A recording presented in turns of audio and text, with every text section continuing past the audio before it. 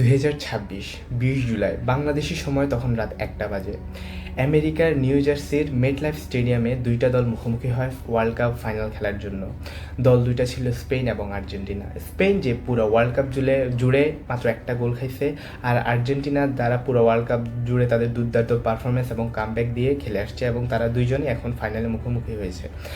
তো যে আমরা আজ পর্যন্ত পৃথিবীর ইতিহাসে যে কোনো বড় খেলা, দুর্ঘটনা, যুদ্ধ শেষ হওয়ার পরে কিছু বড় সত্যি বাইরে এসেছে, কিছু কিছু কনস্পিরেসি থিওরি বাইরে এসেছে।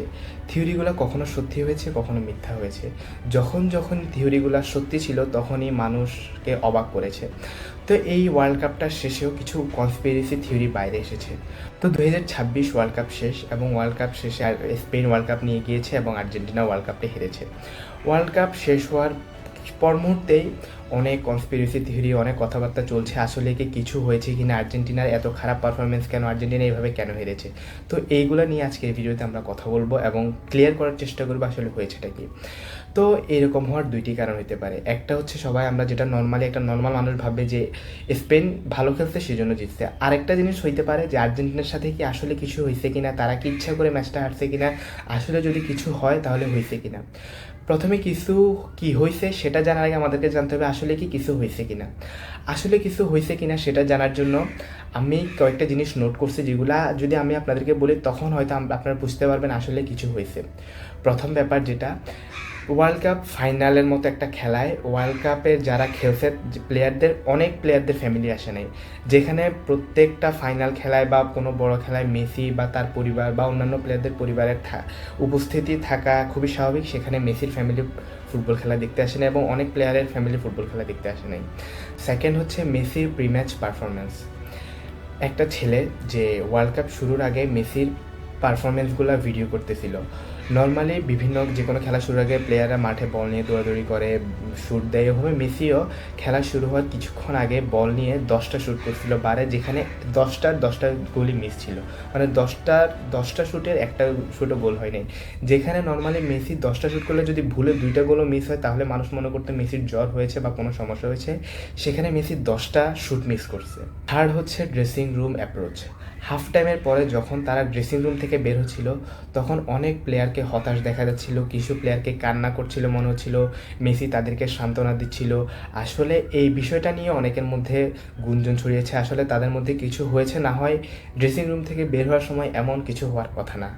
তারপরে হচ্ছে আর্জেন্টিনার রুড বিহেভিয়ার। পুরো আর্জেন্টিনার ম্যাচ জুড়ে আর্জেন্টিনা 5টা হলুদ কার্ড, একটা রেড কার্ড খাইছে। আর্জেন্টিনার কোচ হলুদ কার্ড খাইছে। তারা খুব অ্যাগ্রেসিভ পারফরমেন্স করছে, স্পেনের প্লেয়ারদের গায়ে হাত তুলছে, গলা ধরে ধাক্কা দিছে। শারীরিক অনেক ধরনের গ্যাঞ্জাম আর্জেন্টিনা এবং স্পেনের ম্যাচে হয়েছিল। এগুলো কোনো একটা বড় কিছু হওয়ার নির্দেশ করছে। তো নেক্সট জিনিস যেটা আমাদেরকে খুবই অবাক করবে সেটা হচ্ছে আর্জেন্টিনার পোস্ট ম্যাচ পারফরমেন্স।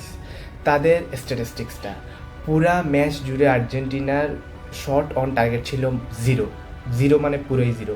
120 থেকে 35 মিনিটের একটা ম্যাচে ফাইনাল খেলা একটা দল, আর্জেন্টিনার মতো একটা দলের শট অন টার্গেট কীভাবে জিরো হয়? ওয়ার্ল্ড কাপের ইতিহাসের যতগুলো ফাইনাল খেলা হয়েছে আজ পর্যন্ত একটাতেও শট অন টার্গেট জিরোওয়ালা কোনো ম্যাচ ছিল না। আর্জেন্টিনা যেভাবে কামব্যাক করছিল, যেভাবে গোল করছিল, যেভাবে পারফরমেন্স করছিল, সেখানে শট অন টার্গেট জিরো, মানে এটা কিন্তু খুবই হতাশাজনক, খুবই অবাক করার মতো। সেকেন্ড, তাদের অ্যাটেম্প্ট অন গোল ছিল মাত্র 3টা, যা হয়েছিল লাস্ট 10 মিনিটে। তার মধ্যে তারা পাস খেলছিল অ্যারাউন্ড 300 থেকে 400টা, প্যাশন ছিল 40%-এরও নিচে। তো এই পারফরমেন্স ফাইনালে আর্জেন্টিনা থেকে আমরা কেউ আশা করি নাই। এটা থেকেও মনে হতে পারে যে আসলে কিছু না কিছু একটা হয়েছে। তারপরে আরও কিছু জিনিস, যেমন লাউতারো মার্টিনেজকে পুরা ম্যাচে একবারও খেলতে নামানো হয় নাই, যে খুবই ভালো একটা প্লেয়ার আর্জেন্টিনার, যে খুবই ভালো পারফরমেন্স দিয়ে আসছিল। তারপরে আরেকটা জিনিস যে আর্জেন্টিনার প্লেয়াররা এখনও একটা আর্জেন্টিনার প্লেয়ারও আর্জেন্টিনায় ব্যাক করে নেয়, তারা এখনও আমেরিকায় রয়ে গেছে। এই সবগুলো ঘটনার পরিপ্রেক্ষিতে মানুষ ভাবছে আসলে কিছু হয়েছে, যার কারণে আর্জেন্টিনা এমন পারফরমেন্স করছে। আর্জেন্টিনা ইচ্ছা করে জিতে নাই, আর্জেন্টিনা ইচ্ছা করে স্পেনকে ওয়ার্ল্ড কাপটা জিততে দিয়েছে। তো আসলেই যদি এমন কিছু হয়ে থাকে যে আর্জেন্টিনা ইচ্ছা করে ওয়ার্ল্ড কাপটা হেরেছে, তাহলে এর পিছনের কারণটা আসলে কি? সবচেয়ে বড় কারণ যেটা এখন মানুষ ভাবছে, যেটা কনস্পিরেসি থিওরি, যেটা সবচেয়ে বড়, সেটা হচ্ছে ইংল্যান্ড আর আর্জেন্টিনার ম্যাচের শেষে আর্জেন্টিনার প্লেয়াররা একটা ব্যানার ধরছিল তাদের একটা দ্বীপ সম্পর্কে, এবং ওটার নিচে কিছু পলিটিক্যাল লেখা ছিল। তো ফিফার রুলস অ্যান্ড রেগুলেশন অনুযায়ী ফিফার মধ্যে কোনো পলিটিক্যাল বিষয় আদি আনা যাবে না। এটা যদি আনে তাহলে 10 বছরের জন্য টিমটাকে ব্যান করে দেওয়া হবে, এই টাইপের কিছু। আমি রুলসটা এখন ঠিক মাথায় আনতে পারছি না। তো এর আগে আমি আপনাদেরকে একটা কথা বলে রাখি, 2030 সালের ফিফা হেল্ড হওয়ার কথা ছিল আর্জেন্টিনায়। 3টা দেশ জুড়ে হওয়ার কথা ছিল, এর মধ্যে ছিল আর্জেন্টিনা। তো ফিফা নাকি আর্জেন্টিনাকে বলছে তারা যদি এই ওয়ার্ল্ড কাপটা না ছাড়ে তাহলে নাকি 2030 সালের ওয়ার্ল্ড কাপ তাদের দেশে হেল্ড করানো হবে না, তাদের দেশে অনুষ্ঠিত হবে না। তো এই কারণে এই পলিটিক্যাল প্রেশারে এসে আর্জেন্টিনা নাকি ওয়ার্ল্ড কাপটা হেরে গেছে। এখন আমার কাছে আপনার প্রশ্ন, এই কারণে কি আর্জেন্টিনা ওয়ার্ল্ড কাপ ছাড়বে? মনে করেন আপনাকে কেউ একটা, মনে করেন আপনি আর্জেন্টিনায় খেলেন, আপনারা 11 জন প্লেয়ার, আপনাদেরকে বলা হয়েছে আপনারা যদি ওয়ার্ল্ড কাপটা না ছাড়েন তাহলে 2030 সালের ওয়ার্ল্ড কাপ আপনাদের দেশে হোস্ট করা হবে না। এই রিজনটার কারণে কি আপনারা এত কষ্ট করে এসে ফাইনালে হেরে যাবেন? এটা কি কোনো একটা রিজন হইতে পারে? তো এটার জন্য আমি আসলে আপনাদের কাছ থেকে জানতে চাই, এটা কি আসলেই এই রিজনটার কারণেই কি আর্জেন্টিনা ওয়ার্ল্ড কাপ হারছে? আমি যদি আমার পার্সোনাল ওপিনিয়ন দিই, আমার কাছে এটা মনে হয় না। আর ফিফা যদি ব্যানই করতে হয়, ফিফা তাদেরকে ডাইরেক্ট ব্যান করবে। ফিফা কখনো তাদেরকে অপশন দিবে না যে তোমরা এই ওয়ার্ল্ড কাপটা ছাড়ো, না হলে 2030 সালের ওয়ার্ল্ড কাপে তোমাদেরকে খেলতে দিব না। তার উপর এটা আবার মেসির লাস্ট ওয়ার্ল্ড কাপ, তা সে কি ইচ্ছা করে এই ওয়ার্ল্ড কাপটা ছেড়ে দিবে? 2030 সালে যা হবে সেটা পরে দেখা যাবে। এরকম অনেক পলিটিক্যাল প্রেশার সবসময় বিভিন্ন যুদ্ধ বিগ্রহে, আন্দোলনে, খেলায় হয়ে আসছে। এই জন্য কি তারা তাদের ওয়ার্ল্ড কাপটা আসলেই ছেড়ে দিবে, না এটা পুরোটাই ছিল তাদের খেলার পারফরমেন্সের ঘাটতি? আপনাদের মতামত কমেন্টে জানতে চাই।